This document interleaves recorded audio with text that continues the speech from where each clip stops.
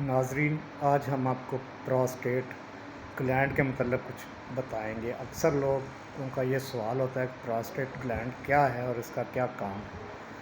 Prostate مثانے کے منہ کے آگے ایک سمجھ لے کہ اخروٹ سائز یا درمیانے چھوٹے درجے کے لیمن سائز کا ایک حدود ہوتا ہے جس کے اندر سے پیشاب کی نالی گزرتی ہے، جو مثانے سے شروع ہوتی ہے۔ یہ اس پیشاب کی نالی کو ارد گرد ہوتا ہے، اور اس کا کام جو ہے، اس کا جو فنکشن ہے وہ یہ ہے کہ یہ جو مادہ منویہ ہے جسے سیمن کہتے ہیں، اس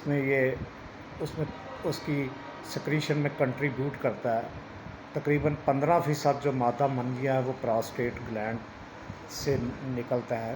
اس کی جو سکریشنز ہوتی ہیں، اس میں جو کیمیکل ہوتے ہیں وہ سپرم کی نشو و نما کے لیے بڑے ضروری ہوتی ہیں، کیونکہ اس میں زنک یعنی کہ جست کا ایلیمنٹ ہوتا ہے، جو کہ سپرم کے نشو و نما کا ایک امپورٹنٹ عنصر ہے۔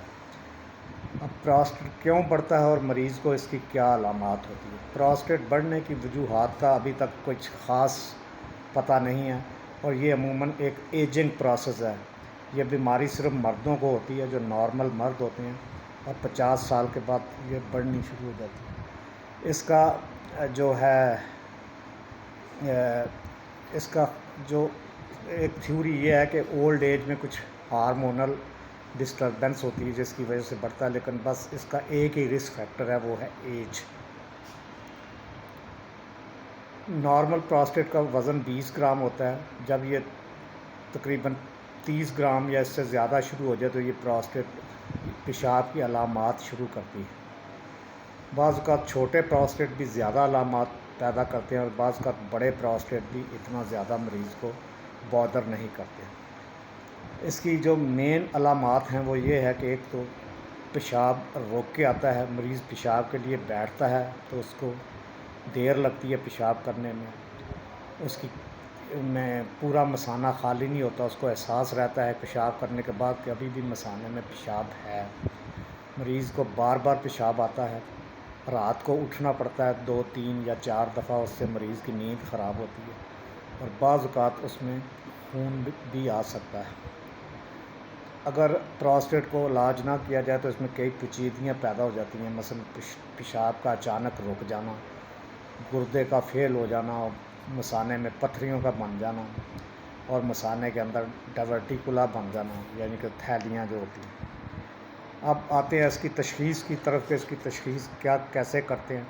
ایک تو زیادہ مریض کی علامات سن کے ہی اس کا کوئی آئیڈیا ہو جاتا ہے، اس کے بعد اس کا ایک الٹرا ساؤنڈ کا معائنہ کرتے ہیں جس میں پراسٹیٹ کے سائز کا پتہ چل جاتا ہے، اور ایک باقی جو روٹین کے ٹیسٹ ہوتے ہیں وہ کرتے ہیں، گردوں کا فنکشن کا ٹیسٹ، بلڈ کا روٹین ٹیسٹ، یورین ٹیسٹ، اس میں دیکھتے ہیں کوئی انفیکشن تو نہیں ہے۔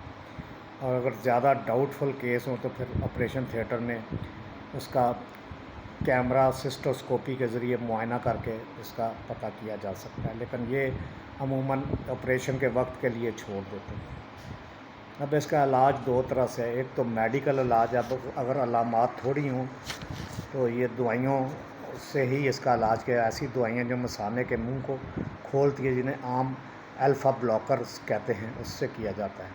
پھر کچھ دوائیاں ایسی ہوتی ہیں جو پراسٹیٹ کو نشو و نما کو روکتی ہے، جنہیں 5 الفا ریڈکٹیز انہیبیٹر کہتے ہیں، جس میں ایک مشہور دوائی پروسکور بھی ہے۔ اور اگر دوائیاں کام نہ کریں یا مریض کا اچانک پیشاب رک جائے یا مریض کو کوئی پیچیدگی ہو جائے، مثلا مثانے میں پتھری یا گردے فیل ہونے لگیں، تو پھر پراسٹیٹ کا آپریشن ضروری ہو جاتا ہے۔ آپریشن بھی 2 طریقوں سے کیا جاتا ہے۔ ایک تو پیشاب کی نالی کے تھرو ہی انسٹرومنٹ ڈال کے اس کو چھوٹے چھوٹے پیس کر کے کٹ کیا، جسے TURP کہتے ہیں، اور دوسرا اس کا لیزر سے بھی کیا جاتا ہے، ساری پراسٹیٹ کو کاٹ دیتے ہیں۔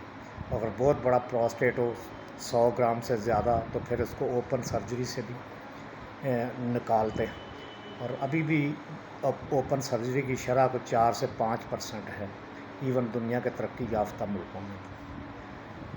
اب ایک مریضوں کا عام کنسرن یہ ہے کہ کیا پراسٹیٹ میں کینسر بھی ہو جاتا ہے؟ یس، پراسٹیٹ کا کینسر ایک مردوں میں کینسر کی ایک پھیپھڑوں کے بعد دوسری وجہ پراسٹیٹ کینسر ہے۔ عمر گزرنے کے ساتھ ساتھ اس کا تناسب کافی زیادہ ہے۔ اس کی سکریننگ کے لیے اگر مریض کا ایک ٹیسٹ جو پراسٹیٹ کی یا 50 سال سے زیادہ عمر کے مریض آتے ہیں پیشاب کی تکلیف کے ساتھ، اگر ان میں ایک PSA ٹیسٹ کروا لیا جائے جسے پراسٹیٹ اسپیسیفک اینٹیجن کہتے ہیں، تو اس سے آپ کو کچھ شک پیدا ہوتا ہے کہ اس بندے کو کہیں کینسر نہ ہو۔ تو کینسر کے علاوہ PSA دوسری بیماریوں میں بھی بڑھ جاتا ہے، مثلا پراسٹیٹ کے انفیکشن میں یا پراسٹیٹ کے کوئی پرانی سوزش میں۔ تو اگر پراسٹیٹ بڑا ہو تو کوئی انفیکشن کو رول آؤٹ کرنے کے لیے اینٹی بائیوٹکس دے کے پھر اس کو رپیٹ کرائیں، پھر بھی PSA بڑا ہو، تو پھر پراسٹیٹ کا ایک پخانے کے راستے انگلی کے ساتھ معائنہ کیا جاتا ہے۔ اگر پراسٹیٹ کا کوئی ایسا شک ہو کہ یہ کچھ سخت ہے یا فرم ہے، تو پھر پراسٹیٹ کی باپسی کرتے ہیں، اور باپسی میں صحیح تشخیص ہو جاتی ہے کہ اس میں کینسر ہے یا نہیں۔ اگر کینسر ہے تو اس کا بھی پھر کینسر کے طور پر جو دوسری لائنیں ہیں اس پہ علاج کیا جاتا ہے۔ جو آج ہم نے پہلے بیماری ڈسکس کی، یہ پراسٹیٹ کی عام انلارجمنٹ ہے، جس کو بنائن پراسٹیٹ آف بنائن ہائپرپلیزیا آف پراسٹیٹ کہتے ہیں۔ تو پراسٹیٹ کینسر کے اوپر ہم تفصیلاً اگلی ویڈیو میں بات کریں گے۔ شکریہ۔